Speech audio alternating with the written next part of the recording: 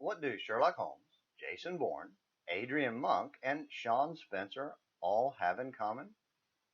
Each one of them is the lead character in fictional TV shows and movies because they possess a unique gift: hyper-awareness. Their characters are made significant by their ability to see and remember details. Unlike the rest of us, they're able to multitask at an incredible level.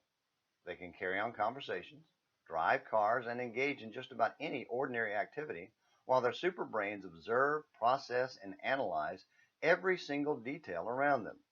Some, like Holmes and Bourne, are super serious, while others, like Monk and Psyche, are super silly. Now you may be wondering, what does any of that have to do with the ongoing saga of Samson, especially on Sensual Service Saturday? Well, just this. It was obvious there was no one like them watching Samson. We left off yesterday with Samson captured, blinded, and enslaved as a one-man freak show for the Philistines, all because he lost his mind and told Delilah the secret of his strength: uncut hair as part of the Nazarite vow. Actually, the power was from God, but Samson was no Sherlock either because he wasn't paying attention to the Lord. So when she cut his hair, they were able to capture him. However, despite knowing the connection of his hair to his superhuman strength, the Philistines weren't paying any attention to the fact his hair began to grow out. Judges 16, verse 22. Didn't anyone remember why they were able to capture him? Wasn't there a Sherlock around to point out that his hair was growing out? Wasn't anyone smart enough to say, let's be sure to shave his head every day? Obviously not, because they didn't observe that simple detail, and it cost them greatly. And here's the Sensual Service Saturday link.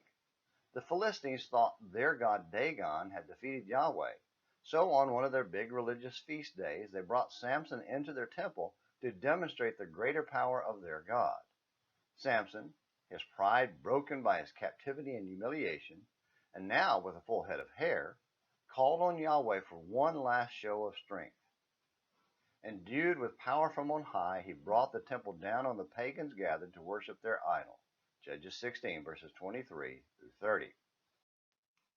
Before gloating over their punishment, though, let's consider how we today are perhaps no better than the Philistines.